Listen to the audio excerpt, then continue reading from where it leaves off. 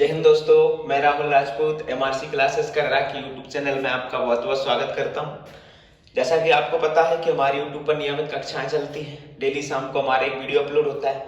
पिछली कक्षाओं में हम 3 भाग आपके फिजिक्स के डाल चुके हैं, 7 भाग हम आधुनिक भारत के पढ़ा चुके हैं, एक भारत के भूगोल में रेलवे जोन का वीडियो बना चुके हैं, नीति आयोग, चुनाव आयोग, इन सारी चीजों के वीडियो हम ऑलरेडी अपलोड कर चुके हैं। अगर आप लोगों ने हमारे इन वीडियो को नहीं देखा है तो आप वहां जाइए, हमारे चैनल को सब्सक्राइब करिए और वहां पर जाके हमारे वीडियो को आप देख सकते हैं। आपको वीडियो में डिस्क्रिप्शन में आपको लिंक भी मिल जाएगी। तो जैसा कि आज का हमारा जो टॉपिक है वो पुरानी वीडियो से पूरी तरह अलग है। एक तरीके से देखा जाए तो आज जो हमारा टॉपिक होगा वो होगा पॉलिटी या भारतीय संविधान का होगा, जिसमें हम पूरा टॉपिक अपना क्या करेंगे, कंप्लीट करेंगे। तो देखो, भारतीय संविधान के बारे में मैं आपको थोड़ी बेसिक जानकारी बता देता हूँ कि भारतीय संविधान क्या है, क्योंकि कोई भी विषय तो कोई भी टॉपिक पढ़ने से पहले उसकी पूरी जानकारी होना आवश्यक है।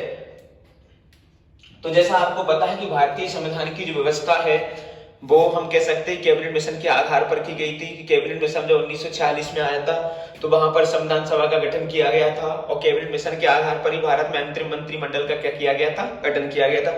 और उसी के आधार पर 9 दिसंबर 1946 को हमारे संविधान सभा का क्या किया गया था, गठन किया गया था।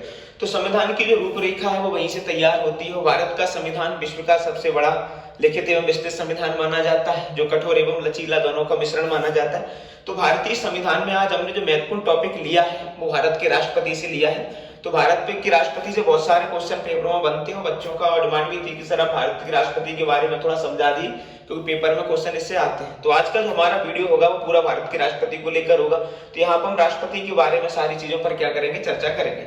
लेकिन एक बात है कि अगर आप पॉलिटी को पढ़ते हैं तो जैसे आपको सबसे महत्वपूर्ण होता है कि भारत का जो पूरा संविधान है ना, वो भारत के संविधान की प्रस्तावना या प्रियम्बल में समाया हुआ है। अगर आपको प्रियम्बल या प्रस्तावना अच्छे से आती है और उसकी सारी चीजों के अर्थ आपको आते हैं तो आप भारत के संविधान को आसानी से पढ़ सकते हैं, क्योंकि भारत की संविधान की प्रस्तावना ही संविधान का एक महत्वपूर्ण हिस्सा माना जाता है। तो जैसा है कि देखो, इसमें राष्ट्रपति शुरू करने से पहले मुझे थोड़ा याद है, तो हो सकता है आपको भारत के संविधान की प्रस्तावना के बारे में 2 मिनट में सुना देता हूँ पूरा कि भारत की संविधान की प्रस्तावना है क्या। तो जैसा है कि 13 दिसंबर 1946 को क्या किया था, जवाहरलाल नेहरू के द्वारा संविधान सभा में उद्देश्य प्रस्ताव पेश किया गया था और वही उद्देश्य प्रस्ताव 22 जनवरी 1947 को संविधान सभा के द्वारा स्वीकृत कर लिया था और वही जाके आखिर में भारत की संविधान की प्रस्तावना बनी, जो इस प्रकार है कि हम भारत के लोग भारत को एक संपूर्ण प्रभुत्व संपन्न समाजवादी पंथ निरपेक्ष लोकतंत्रात्मक गणराज्य बनाने के लिए तथा उसके समस्त नागरिकों को सामाजिक, आर्थिक, राजनीतिक, न्याय, विचार, अभिव्यक्ति, विश्वास, धर्म की उपासना की स्वतंत्रता, प्रतिष्ठा और अवसर की समता प्राप्त कराने के लिए तथा उन सब में व्यक्ति की गरिमा, राष्ट्र की एकता और अखंडता को सुनिश्चित कराने वाली बंधुता बढ़ाने के लिए दृढ़ संकल्पित होकर आज अपनी संविधान सभा में आज तारीख 26 नवंबर 1949 को मिति मार्गशील शुक्ल सप्तमी संवत 2006 विक्रमी को एतद द्वारा इस संविधान को अंगीकृत, अधिनियम तथा आत्मर्पित करते हैं। तो ये जो है वो भारत के संविधान की क्या है, प्रस्तावना है। ये आपको भी इसी तरीके से याद होनी चाहिए, क्योंकि भारत का जो संविधान है वो पूरी तरीके से भारत की प्रस्तावना में क्या है, समाहित है। तो चलिए अब अपना टॉपिक स्टार्ट करते हैं। तो देखो, टॉपिक में जो आज हमारा हिस्सा है टॉपिक का वो है भारतीय संविधान का भाग नंबर 5, क्योंकि भारतीय संविधान को भाग, अनुसूचियों, अनुच्छेदों में बांटा गया है। तो आज का जो हमारा होगा भाग नंबर 5। भाग नंबर में सबसे महत्वपूर्ण आ जाती है संघ की कार्यपालिका। तो संघ की जो कार्यपालिका होती है, वो संघ की कार्यपालिका का जो प्रमुख होता है वो भारत का राष्ट्रपति होता है। भले ही वो भारत में नाम मात्र का शासक हो, लेकिन संघ की कार्यपालिका का जो वास्तविक प्रधान होता है वो भारत का क्या होता है, राष्ट्रपति होता है। तो देखिए, भारतीय संविधान के भाग 5 में आर्टिकल 52 कहता है कि भारत का एक राष्ट्रपति होगा। कहने का मतलब भारतीय संविधान के आर्टिकल 52 के अनुसार भारत का एक राष्ट्रपति होगा, जो राष्ट्र का प्रथम नागरिक होगा। जो राष्ट्र का क्या होगा, प्रथम नागरिक होगा। मतलब यह है कि भारत का प्रथम नागरिक कौन होगा, तो जो व्यक्ति भारत का राष्ट्रपति होगा वो भारत का प्रथम नागरिक होगा। तो भारतीय संविधान के आर्टिकल 52 के अनुसार भारत का एक राष्ट्रपति होगा जो राष्ट्र का प्रथम नागरिक होगा। उसके बाद आता है आर्टिकल 53। तो भारतीय संविधान का आर्टिकल 53 कहता है कि संघ की कार्यपालिका का जो वास्तविक प्रधान होगा वो कौन होगा, यानी संघ में जो कार्यपालिका होती है उसका जो वास्तविक प्रधान होता है वो कौन होता है, भारत का राष्ट्रपति होता है। आर्टिकल 53 के अनुसार संघ की कार्यपालिका का वास्तविक प्रधान कौन होता है, भारत का राष्ट्रपति होता है। ठीक, इन्हीं अनुच्छेदों के माध्यम से क्रम बाय क्रम राष्ट्रपति के बारे में सारी चीजों को समझते जाएंगे। तो आर्टिकल 54 कहता है कि राष्ट्रपति की निर्वाचक मंडल की व्यवस्था, ये बहुत ही महत्वपूर्ण है। कई पेपरों में क्वेश्चन आया कि किस आर्टिकल के तहत राष्ट्रपति की निर्वाचन मंडल की व्यवस्था की गई है और राष्ट्रपति के निर्वाचन मंडल में किस किस को शामिल किया गया है। तो देखो, राष्ट्रपति की निर्वाचन मंडल की जो व्यवस्था है वो भारतीय संविधान के आर्टिकल 54 में की गई है। और निर्वाचन मंडल राष्ट्रपति का किस प्रकार का होता है? देखिए, राष्ट्रपति के निर्वाचन मंडल में जो होते हैं वो तीन प्रकार के सदस्य क्या करते हैं? भाग लेते हैं। पहले होते हैं लोकसभा के निर्वाचित सदस्य।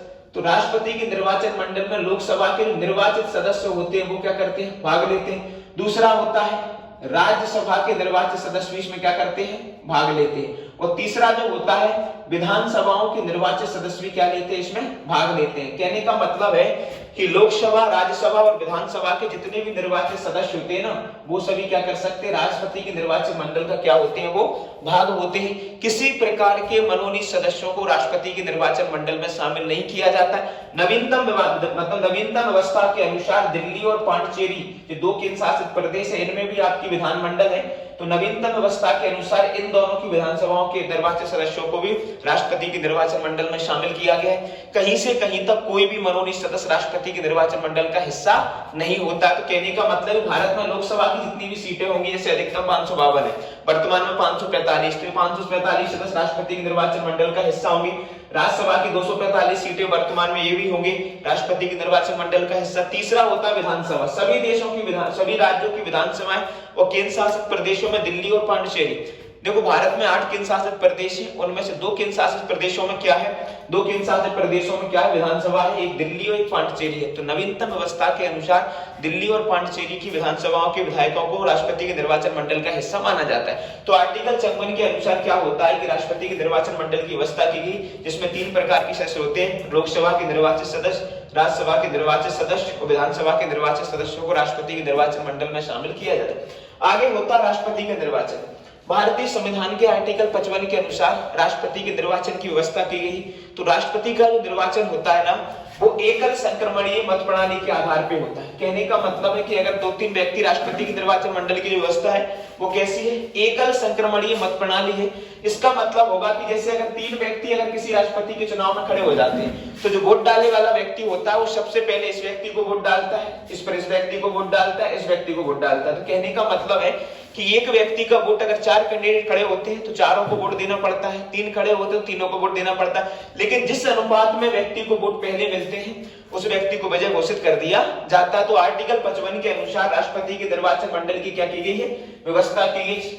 राष्ट्रपति के निर्वाचन जो होता है वो एकल संक्रमणीय मत प्रणाली या अनुपातिक प्रतिशत प्रणाली के आधार पे होता है। तो ये तो था आर्टिकल आपका 55।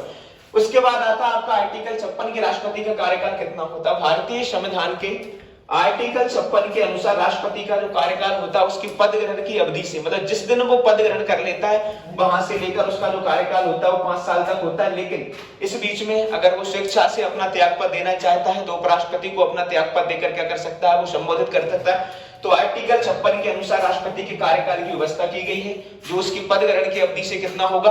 5 वर्ष होगा। और इससे पहले भी अगर वो अपना त्यागपत्र दे सकता है, तो इससे पहले वो अपना त्यागपत्र दे सकता है तो उपराष्ट्रपति को अपना त्यागपत्र देकर उसको संबोधित कर देगा।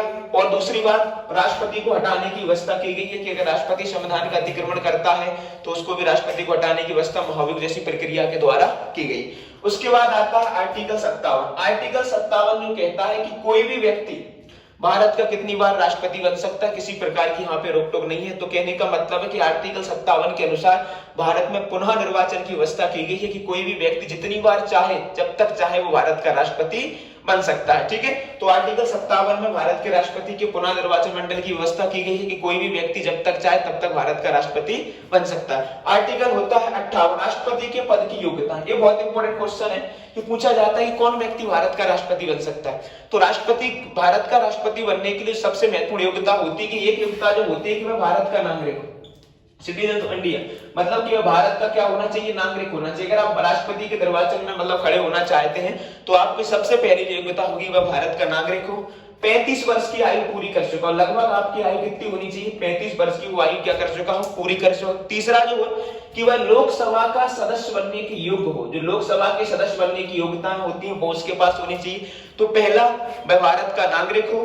दूसरा वह 35 वर्ष की आयु पूरी कर चुका हो, तीसरा लोकसभा सदस्य बनने की योग्यता रखता हो, चौथा जो सबसे महत्वपूर्ण होता है कि वह किसी भी लाभ के पद पर ना हो, मतलब वह केंद्र या राज्य सरकार के अधीन कोई ऐसा पद धारण न करता हो जिससे उसको लाभ मिलता हो। चुनाव वगैरह के जो पद होते हैं, मंत्री वगैरह, ये लाभ के पद नहीं कहलाते हैं। तो कहने का मतलब है कि पहला भारत का नागरिक हो, 35 वर्ष की आयु पूरी कर चुका हो, लोकसभा का सदस्य बनने की योग्यता रखता हो, किसी प्रकार के लाभ के पद पर ना हो। तो ये तो होती है भारत के राष्ट्रपति की योग्यता। अगर कोई व्यक्ति इन योग्यताओं को पूरी करता है, हमारा एक व्यवस्था हो कि अगर कोई व्यक्ति भारत के राष्ट्रपति के चुनाव में खड़ा होना चाहता है तो सबसे महत्वपूर्ण बात है कि उसके पास 50 प्रस्तावक एवं 50 अनुमोदित सदस्यों का क्या होना चाहिए, समर्थन होना चाहिए। तब जाके वो राष्ट्रपति के चुनाव के लिए क्या कर सकता है, नॉमिनेशन भर सकता है। मतलब 50 प्रस्तावक सदस्य हो और 50 के अनुमोदक हो, वो कहें कि हाँ ये व्यक्ति राष्ट्रपति के चुनाव लड़ने के योग्य है, तब वो व्यक्ति क्या कर पाएगा, राष्ट्रपति के चुनाव का नॉमिनेशन दाखिल कर पाएगा। उसके बाद आता है आर्टिकल 59। आर्टिकल 59 में क्या कहा कि राष्ट्रपति की सेवा शर्तों का वर्णन किया गया है कि राष्ट्रपति को किस प्रकार की सेवाएं दी जाएंगी। तो इन सेवा शर्तों की व्यवस्था भारतीय संविधान के आर्टिकल 59 में की गई। अब जो आता है सबसे महत्वपूर्ण आता है आर्टिकल 60।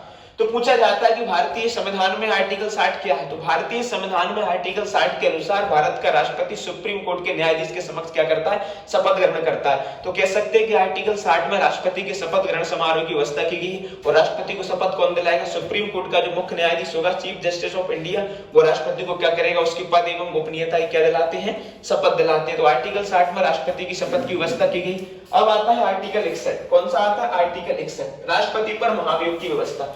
तो आर्टिकल 61 कहता है कि अगर कोई व्यक्ति या राष्ट्रपति के पद पर है और वो संविधान का अतिक्रमण करता है तो उसको संविधान में हटाने की व्यवस्था की गई है। और वह व्यवस्था आर्टिकल 61 में महाभियोग जैसी प्रक्रिया कहलाती है। तो महाभियोग जैसी जो प्रक्रिया होगी कि मान के चलो कि अगर कोई व्यक्ति राष्ट्रपति है और वो संविधान का अतिक्रमण करता है और उसको उसके पद से हटाना है, तो सबसे पहले आपको क्या करना पड़ेगा कि भारतीय संसद में 2 अंग होते हैं। एक होता है लोकसभा, क्या होता है, एक होता है लोकसभा, दूसरा क्या होता है, राज्यसभा होता है। तो जो भी दल राष्ट्रपति पर आरोप लगाता है कि राष्ट्रपति ने संविधान का अतिक्रमण किया है, तो वो दल, वो मतलब एक तरीके से कहा जाए कि वो सदस्य या वो हिस्सा या राज्यसभा या लोकसभा राष्ट्रपति को हटाने से पहले उसको 14 दिन तक पहले लिखित सूचना देंगे। और जिस पत्र पर वो सूचना दी जाएगी उस पत्र पर उस सदन के लगभग 1/4 सदस्यों के क्या होंगे, हस्ताक्षर होंगे। तो महाभियोग जैसी प्रक्रिया चलाने पर राष्ट्रपति को पहले 14 दिन पहले सूचना देनी पड़ती है और उस सूचना पर सदन के 1/4 सदस्यों के हस्ताक्षर होना आवश्यक होता है। फिर क्या होता है कि वह सदन उस राष्ट्रपति के महाभियोग के प्रस्ताव पे 2/3 सदस्यों से क्या कर देता है, अगर वो पास कर देता है तो महाभियोग का प्रस्ताव अगले सदन में पहुंच जाता है। मान के चलो कि लोकसभा ने राष्ट्रपति पर महाभियोग की प्रक्रिया चलाई और 1/4 सदस्यों से सूचना दे दी 14 दिन पहले। फिर क्या होता है कि फिर लोकसभा के 2/3 सदस्य उस पत्र पर हस्ताक्षर कर देंगे और हस्ताक्षर करने के बाद वो लगाए गए आरोपों की जांच करने के लिए वो कहां पहुंचेगा, अगले सदन में वो प्रस्ताव पहुंच जाएगा। और अगला जो सदन होता है वो राष्ट्रपति पर लगाए गए आरोपों की जांच करता है। अगर वो आरोप सही पाए जाते हैं तो राष्ट्रपति को अपना क्या करना पड़ता है, पद त्यागना पड़ता है। तो 3 तरीके से राष्ट्रपति को हटाया सकता है। एक तो राष्ट्रपति स्वेच्छा से अपना पद त्याग दे, उपराष्ट्रपति को अपना त्याग पद दे दे, दूसरा उसका कार्यकाल 5 वर्ष का पूरा हो जाए, और तीसरा महाभियोग जैसी प्रक्रिया के द्वारा राष्ट्रपति को हटाया जा सकता है। तो ये तो हमारा भारत के राष्ट्रपति का पहला पार्ट था। एक पार्ट और आएगा जिसमें मैं राष्ट्रपति की शक्तियों के बारे में बताऊंगा कि राष्ट्रपति की क्या कार्यपालक शक्तियां होती हैं, क्या न्यायिक शक्तियां होती हैं, क्या राष्ट्रपति की आपातकालीन संविधान शक्तियां होती हैं, क्या राष्ट्रपति की वीटो पावर होती है, क्या राष्ट्रपति की न्यायिक समीक्षा होती है, क्या राष्ट्रपति की पुनर्विचार संबंधी शक्तियां होती हैं। तो उनके बारे में मैं आपको अगले वीडियो में बताऊंगा। ये हमारा राष्ट्रपति का भाग नंबर 1 होगा। जिन लोगों ने हमारे पिछले वीडियो नहीं देखे वो जाए हमारे चैनल को सब्सक्राइब करें, बेल आइकन को दबाएं ताकि आपको हर वीडियो की नोटिफिकेशन मिल जाए। बहुत बहुत धन्यवाद, ऐसे ही सपोर्ट करते रहिए।